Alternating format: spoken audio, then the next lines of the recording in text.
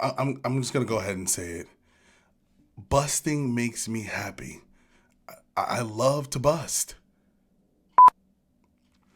Guys, welcome back to the Cinema Scale. Today we are here with Ghostbusters Frozen Empire. The Spengler family returns to the iconic New York City firehouse where the original Ghostbusters have taken ghost busting to the next level. When the discovery of an ancient artifact unleashes an evil force, Ghostbusters new and old must unite to protect their home and save the world from a second ice age. The film follows the Spengler family, the descendants of one of the original members of the Ghostbusters team from 1984. That's this guy right here in the photo. So if you haven't seen the 1984 Ghostbusters or the one after that, you might want to start there and then work your way up to this particular film, because in this film they do cover some of the archive story from the previous Ghostbusters that allows you to be able to see what the current problem is in this film. The plot focuses on this new age team of Ghostbusters paying for the long legacy of failures or city damage from Ghostbusters prior to them. And so they have this great artifact that they come against or come across, and this artifact contains this great evil, this monster that's going to wreak mayhem and bring the Frozen Empire to the city of New York. And that's where the movie centers around. And then they're trying to find this guy called the Firebender, or ancestry of the Firebender, who's going to be able to help them combat this monster. And that's where the movie really centers on or around. That's the foundation of the Frozen Empire. But in that title, you do get a lack of consistency because the movie does not drive right to that empire. You spend only about 10 to 15 minutes of the movie in the Frozen Empire, and that can make it a bit of a challenge to understand as to why the movie was named that.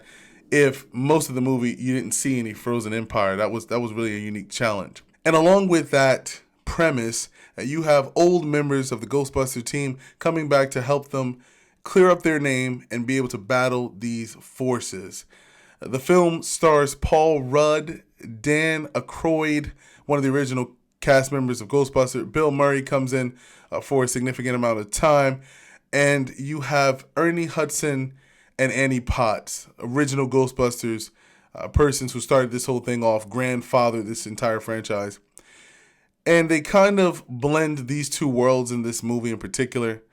One of the things that makes this movie unique for this kind of ensemble is you're trying to take the original or the origin of where Ghostbusters started and then combine it with this new aged development of this franchise that people know and love, and that can be a challenge. So there are many moments in the movie in which the old cast and the new cast blend together. They share some screen time, but although there's plot development in the movie, it's great. This plot development is great. There is a lack of consistency when it comes to character development. And so it feels like at some points they're just thrown into this movie because they're the OG Ghostbusters team, and then you have this new team with their lives and their storyline, and they're trying to keep all of those things together. Not that they're trying to appease fan base, but they're trying to keep the glue of this story solid, but it starts to fall apart throughout certain points in the movie. Paul Rudd is the humor. He is the humor anchor. He is the anchor for humor in this particular movie. Love his presence. You always laugh when he's on the screen, and you will laugh. You're going to find joy in the Paul Rudd moments and his witty one-liners that bring his character to life. You're going to find some of Bill Murray's comedic presence delightful and enjoyable, along with the old cast members. You're going to see some uniqueness in connection with humor. But there are things that kind of make this movie questionable. Like, for example, this is entitled The Frozen Empire. The runtime for the film was 1 hour and 55 minutes. But the unique thing is you spent most of the movie in a not frozen empire. So it's very consistent in connection with building the plot. They add on to previous movies. They get some more development. They're involved in new activities, new developments.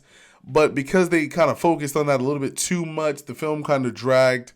And then when you get to the part where you're expecting this frozen empire to come and take over, you're already at the end of the movie. You got about 20 minutes of frozen time in the film. And if you're coming to see a movie by its main title, then screen time is of the importance. You want to make sure that the main point of the movie is given enough screen time for you to be able to realize, oh, that's why it's called Ghostbusters Frozen Empire. This movie definitely is more comedy than horror. It is definitely classified as a comedy fantasy. So these ghosts are more like monsters, creatures, extraterrestrial kind of beings. It gives you the Scooby-Doo vibe in this particular movie, where you're not looking at some type of crazy horror story or something that's just overly, demonic to say the least. But it's just a nice balance of comedy, monster, and just a nice story development there. Part of the things that made this movie a challenge, to say the least, obviously not referring to Paul Rudd or Carrie Coon, but this new younger cast. You have quite a bit of young actors in this movie: Logan Kim, McKenna Grace, Finn Wolfhand. They have their one-liners. They run in and they say cheesy things, but overall, you're like, what are they doing here? Other than playing the role of kids in a Ghostbuster film. Patton Oswalt, he is humorous to say the least, great presence, and he has that great comedy drive. Kumail Ali Nanjiani, he is very, very funny.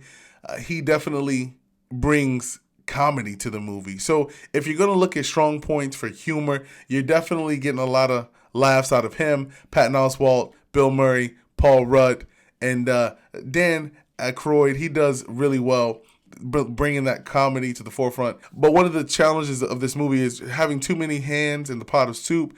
It doesn't do well for the final product. And so they did pretty decent with balancing all of these unique characters and these actors from the past along with these ones in the future. But you see at times where the previous cast is just sitting there chilling, not really doing anything. Even though they're on the screen, they're not really adding anything to the film. They're not really bringing anything from the past to the present. Although they're there. It still makes it a bit difficult to figure out, hey, why are they here? Like, you get this idea that all of these Ghostbusters are going to team up and take care of business, and you don't really get to see that much. So that makes this movie a bit of a challenge in connection with trying to see as to where they were going with the plot and just having too many people involved and then not being able to space them out in an even way to make the movie just flush. There is a post-credit scene. It's a very, very, very short scene. It doesn't add to the plot or take away. It's more of a comedic humor scene, something for you to go, ha ha ha, that was funny. I'm glad that they did that. Ghostbusters Frozen Empire, let me know what you thought about this particular movie. How did it make you feel? Did you get cold? Did you get shivers? Did it make you yawn? Were you bored? Let us know in the comments below. Don't forget to hit that subscribe button. We appreciate all of you guys, and we'll catch you on the next review. Don't forget, if you want to see something amazing in connection with what makes a movie successful, read down below the description all 10 things needed to make a movie successful. We'll catch you next time, guys. Peace out.